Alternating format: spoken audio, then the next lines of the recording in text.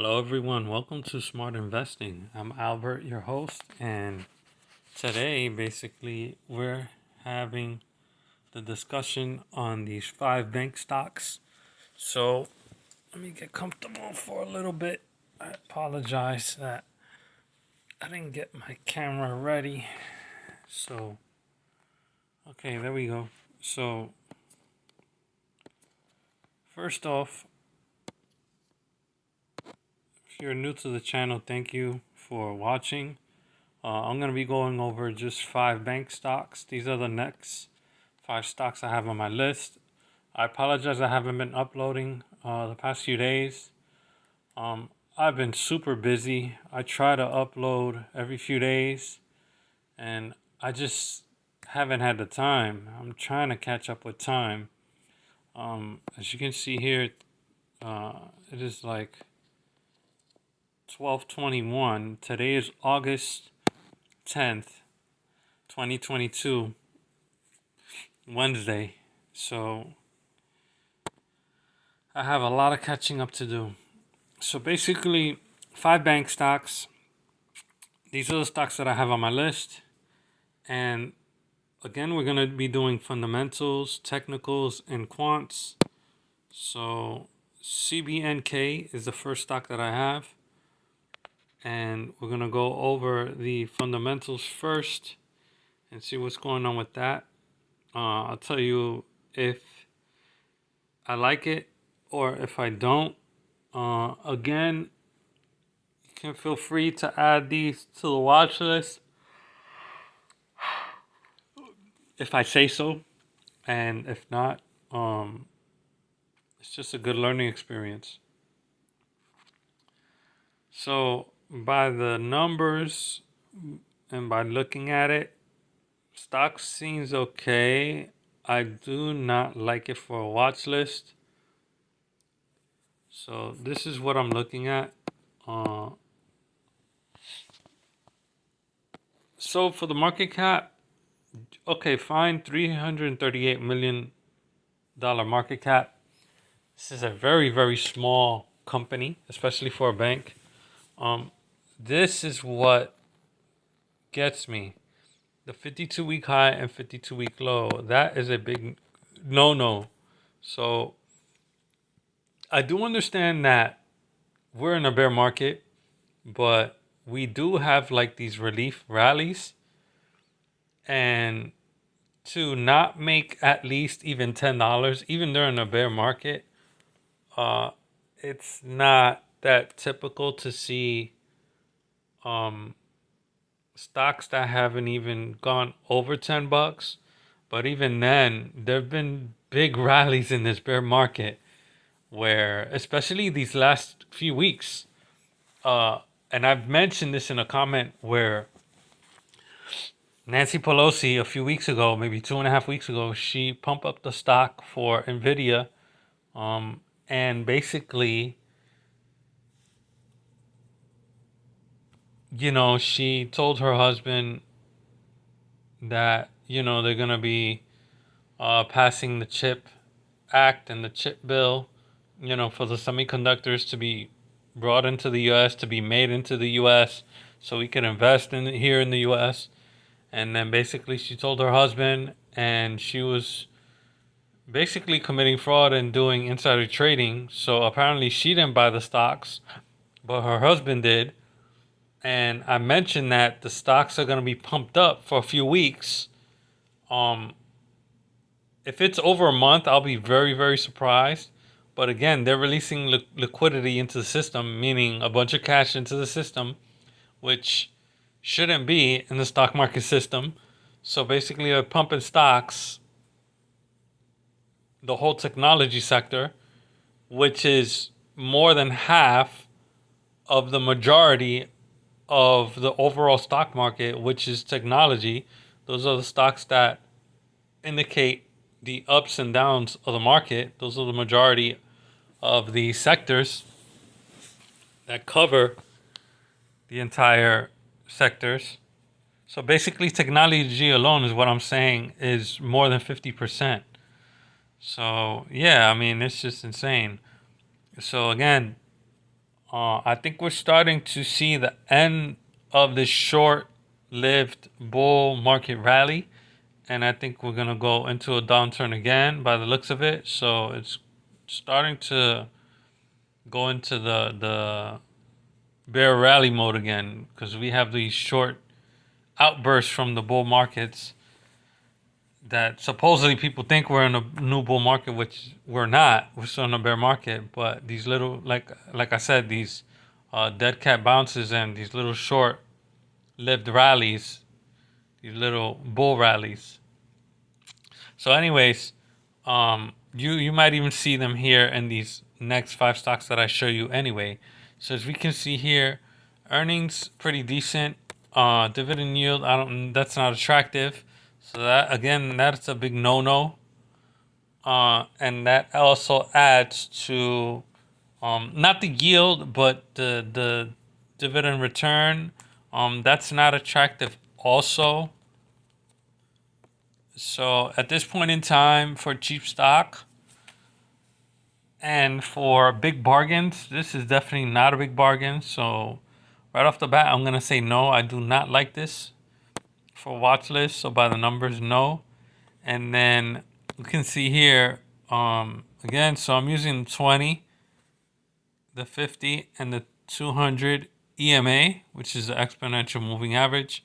So as we can see here, for the 1 year, look at these big rallies. So we went from all the way to like $21, all the way to 24. Again, that's not a big difference, but as you can see here, look how big this line is from here to here. If you to go back and draw this line would probably touch about and again, I'm just going line by line to see where they touch.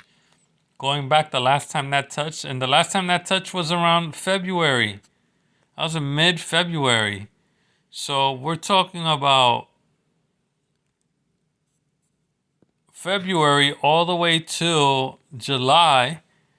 That's like 6 months of losses.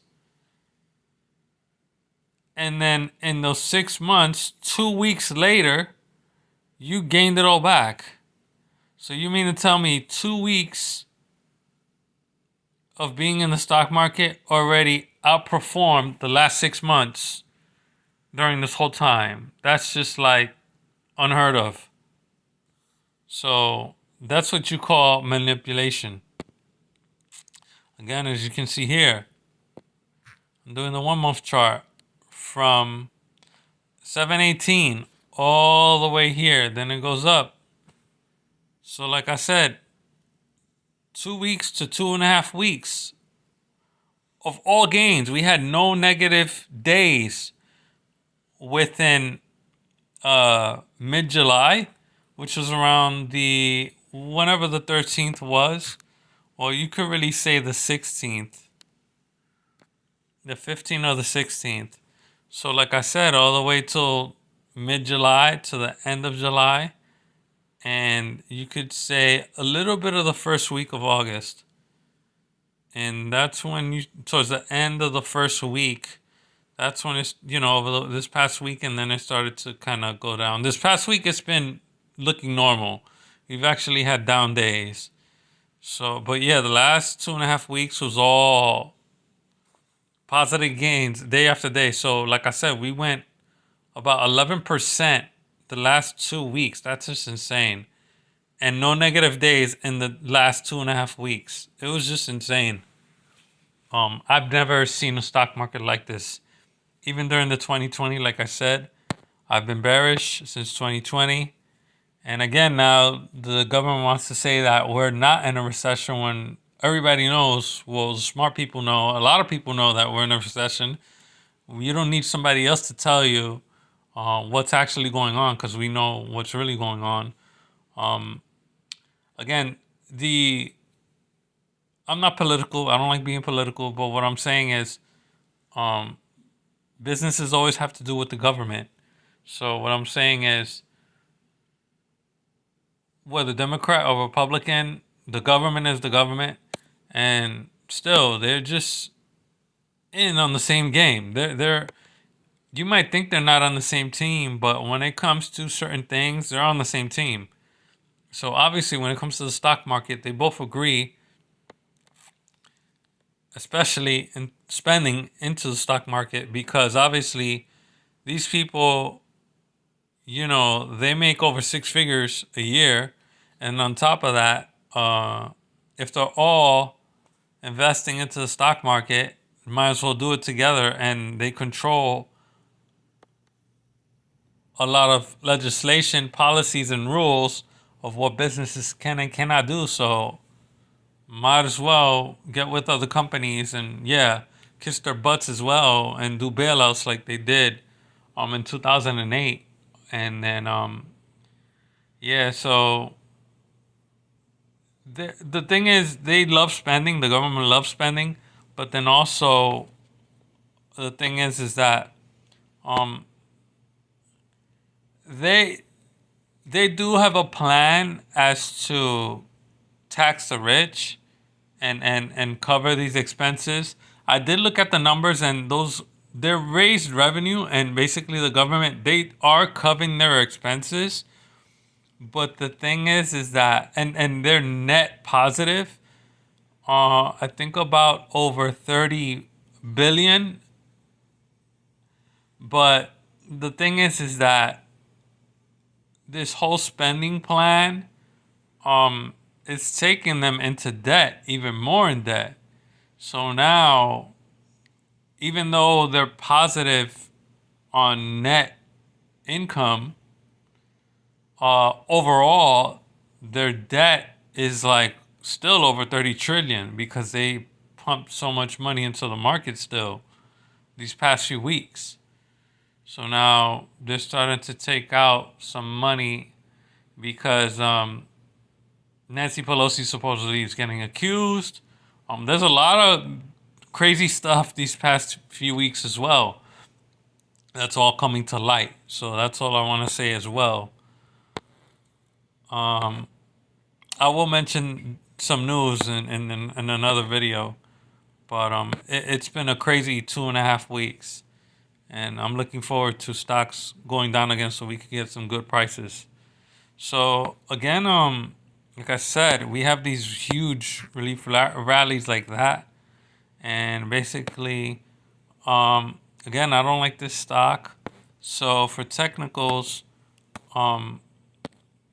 this is what I'm doing. Again, I'm using the 20 EMA, the 50 EMA, and the 200 EMA. So as we can see here, for the 5 year, they're still not,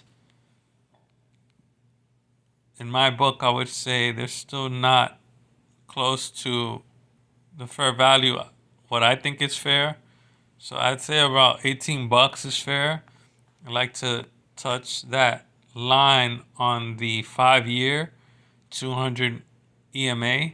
So we're looking at about 18 bucks. That would be fair value. So they will have to go down at least $6 more to be fair value as of today.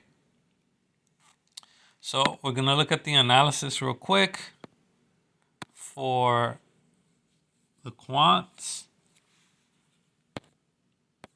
And it says their income is trash. Quality is a 5.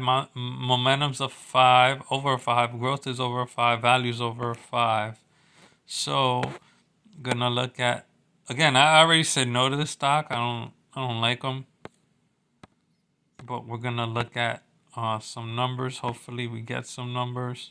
If not, then oh well. I'm not getting annual numbers, so again, I'm gonna skip that. Net income. Am I gonna get revenue? No, not at all. Still something wrong with the system.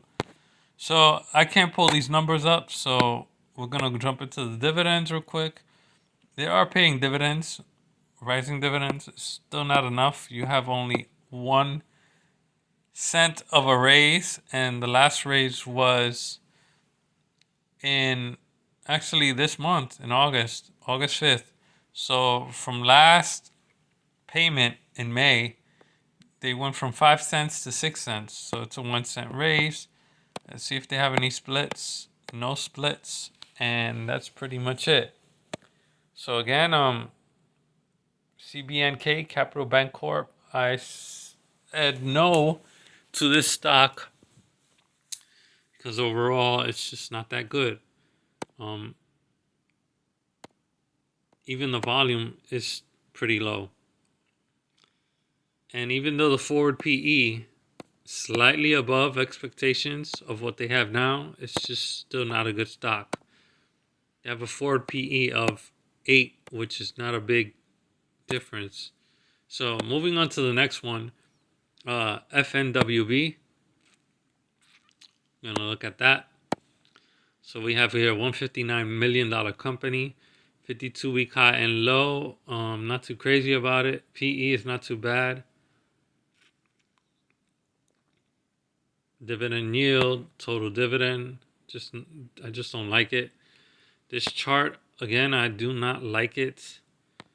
So we're gonna jump into the analysis real quick. We have the quant rating. It says it's a good value, quality, momentum. So momentum is saying that it has. I disagree with it. Just don't like what I see. Again, the chart I don't like is too choppy. Remember that it's going up and look how fast it dropped. And then you're pretty much breaking even. Again, it's just too cheap of a stock to mess with. It's just not worth it.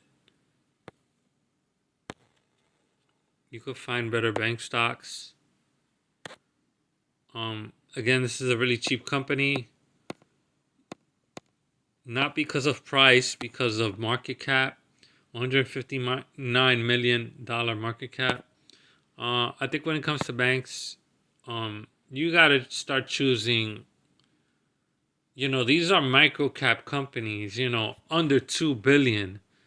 There's so many companies that are over 2 billion that are still pretty good, but to be a bank and literally there's hundreds and hundreds of banks that I've reviewed. So if you're not if you're not over the 2 billion market cap, you're just not up there. You're not in a good space because the competition here in the banking sector is just so tough. It's hard. Like, there's just too much competition.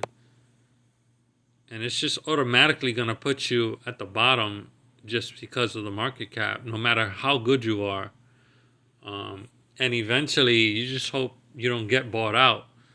Even though you might not agree to it, there might be other investors that can be involved to push an acquisition. So that's the least thing that you want, because these bigger banks like to put pressure on the smaller ones and like to do buyouts. That's what they did in 2001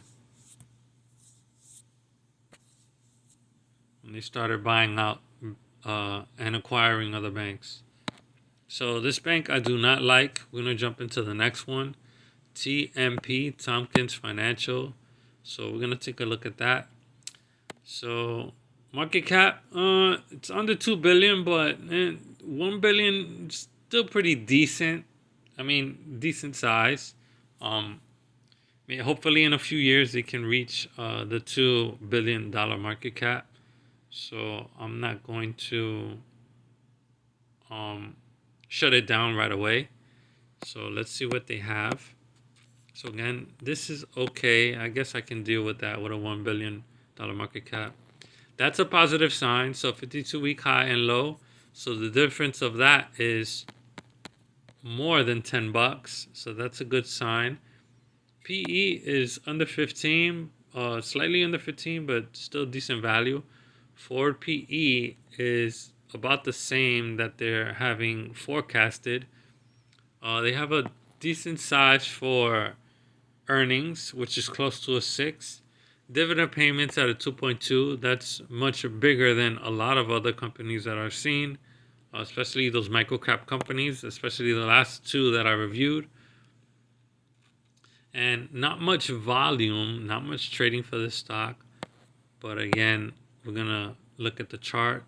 The chart looks pretty flat, to be honest. Went up here, then obviously in 2020 went down all the way to 2021. It looks pretty flat. Didn't really break out too much. It had little surges here and there. So as we can see here, high of about 84, then dropped down in 2022. Obviously, we just start of a bad year. So then all the way to June, it looks like it was hitting a bottom. And again, this past 2 weeks, so many stocks and sectors jump back up.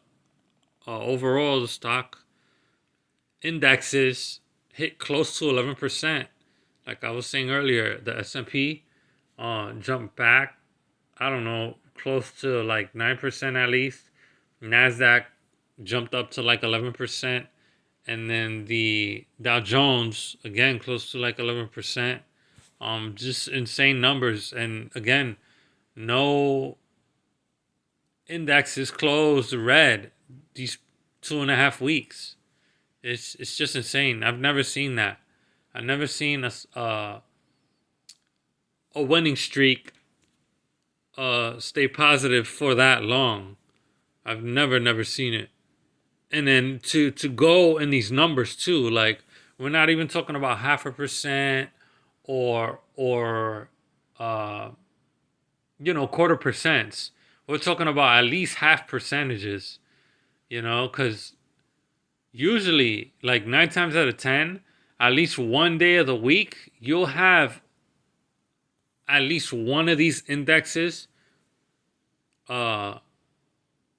positive or negative, where at least one day out of the week and one of the indexes, 9 times out of 10, they're gonna have less than 1% of a gain or a loss in one of the indexes. And I'm saying at least one day out of the week for the whole week. But none of that. We had at least, like I said, at least half percentage. So we had 0.5% gain. And this was like at least every day for all indexes for 2.5 weeks straight. And it's just insane. I've never seen that. It's just beyond belief, to be honest. So we have here TMP. So again, for the 1 year chart, that looks nice. But again, it's starting to look flat. But then if you look at the 5 year, it looks even worse. Because the start of 2017, look at this, is all look flat. Then again, 2020 went down and it's gone up again. So that just tells me this stock is not good for capital appreciation. Neither it's good for income. Again, it looks flat. I'm not liking it too much. It's in the banking sector, so it's too much competition. If it was in a situation where it was in another sector where they had less stocks, maybe it had might potential to grow, but competition is just too much. So I don't like this stock. I don't see it growing anywhere, so I'm gonna pass and say no. So do not add this one to the watch list, and we're gonna review and see and just look at the last two here. SAL Salisbury Bancorp. So for the 5 year, it looks okay. In 2020, jumped. Now it slightly went down. Now it's starting to go flat. Market cap is on 133 million. 52-week high and low. Difference of $7. So right away, no. And the market cap, I do not like. So this I do not like. And this I do not like. This I do not like. Sorry. And that's it for me right away. Analysis. It's saying it has decent value. So basically it's saying the price is okay. But again, this is not a stock you want to buy. So I'm going to pass on it. Again, I can't go over the financials because it's not giving me annual estimates. As you can see, uh, I apologize. I'm not gonna go over them because again, I'm missing the net margin.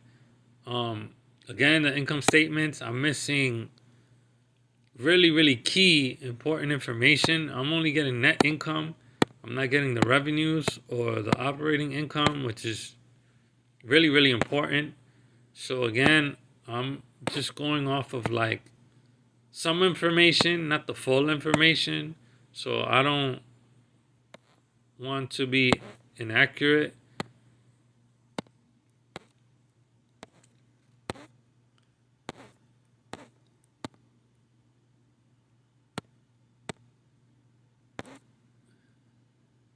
And every piece of information is always helpful.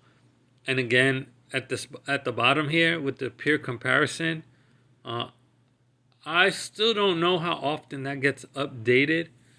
So I wish I knew the answer to that, but I don't. As we can see here, they have total companies of. Hold on.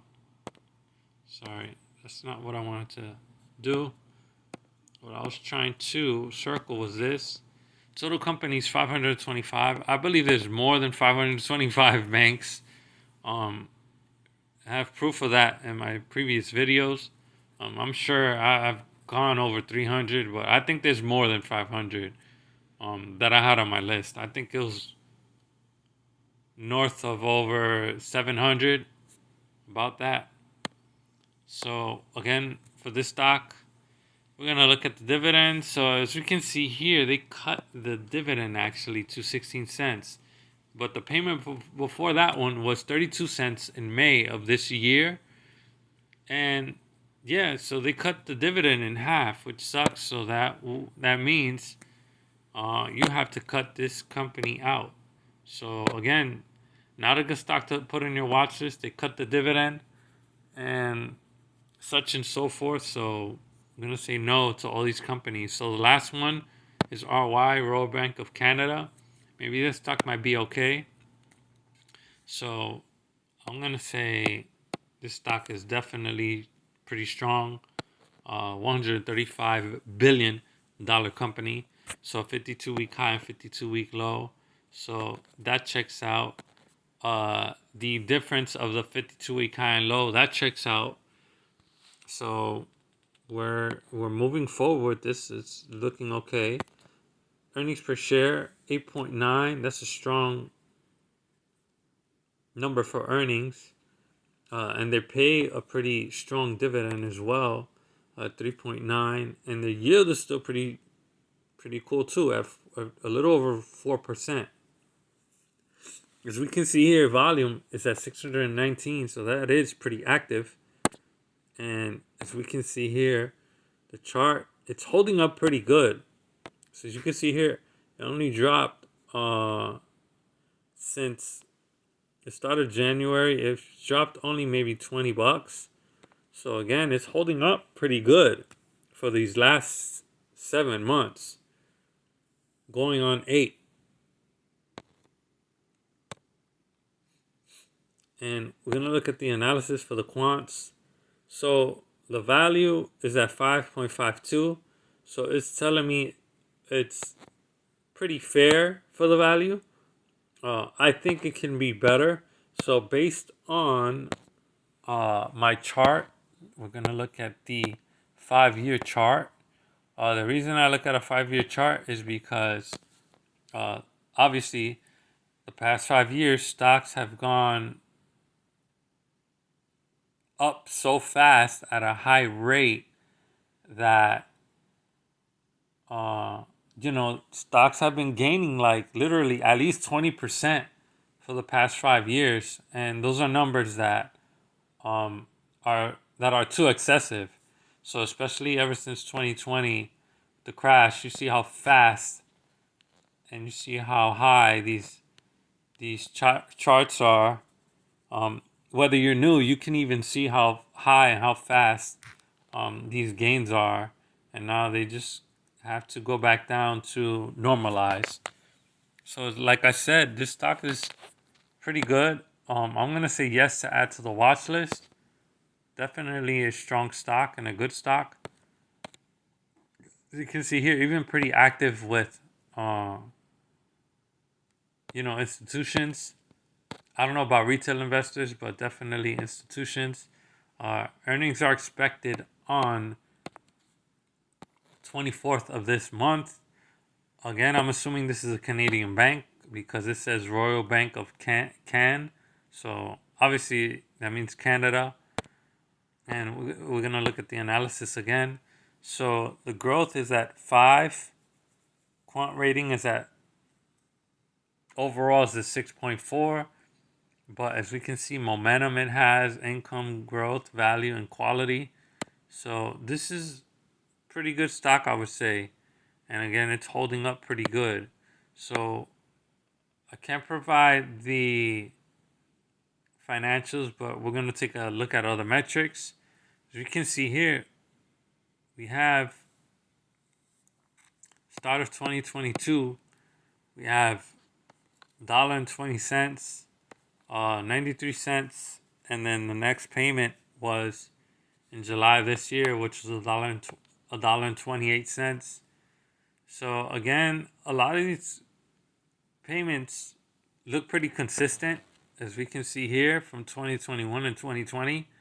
But for some reason, 2022, they paid in the beginning of January 1.2. But I guess since we're on a downtrend, they slightly cut the dividend, so now they raised it again. So that's not too bad, I guess. So they raised it back up again pretty fast. So if we look at the splits, 2-for-1 split, the last split was in 2006. Doesn't look like they'll make any more splits. But again, we're going to look at the financials real quick, see if we can see that. Looks like a good company, so we'll check it out real quick. So we have here earnings season. Total revenue, they're down 3.5%, but their earnings went up. So revenue went down while earnings slightly went up. The total revenue was 11.22 billion. So it says revenue declined 3.4%, but their total net income was 4.25 billion, and they were up close to 6%. So revenue down and net income up. If I had to choose between revenue and net income, I'd rather choose the net income. So again, this is still not a bad move. At a time like this, it's actually hard for banks to make money, and RY looks like it's still doing pretty good and holding up.